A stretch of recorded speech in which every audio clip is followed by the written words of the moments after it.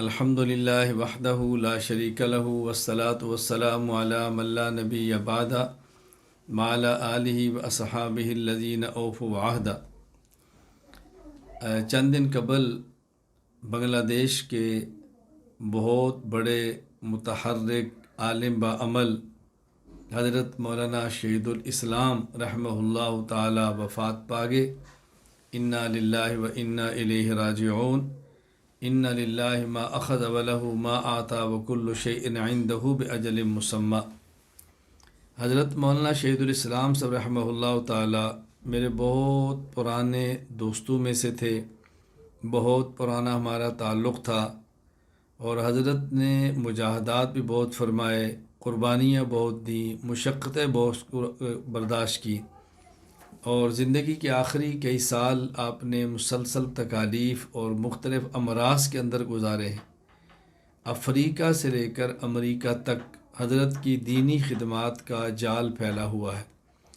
امریکہ میں دارالعلوم، جس کے محتمم حاجی برکت اللہ صاحب مولانا شہید الاسلام صاحب کے بھائی ہیں، وہ بھی مولانا شہید الاسلام صاحب کی قربانیوں کا نتیجہ ہے۔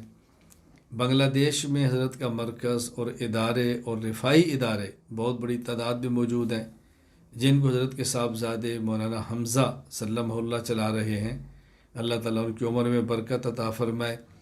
میں اس وقت بطور خاص حضرت کے صاحبزادے مولانا حمزہ، حضرت کے بھائی حاجی برکت اللہ صاحب اور دیگر حضرت کے جو اہل خانہ ہیں، متعلقین ہیں، ان سے تعزیت بھی کرتا ہوں اور ان کے دکھ درد میں شرکت بھی کرتا ہوں، اور اللہ تعالیٰ سے دعا کرتا ہوں کہ یا اللہ حضرت کی مغفرت فرما، درجات بلند فرما، قبر منور فرما، حضرت کی تمام حسنات کو اپنے دربار میں قبول فرما لے، ان کی اولاد کو، ان کے اداروں کو اور ان کے مراکز کو، ان کے شاگردوں کو اللہ تعالیٰ ان کے لیے صدقہ جاریہ بنا دے۔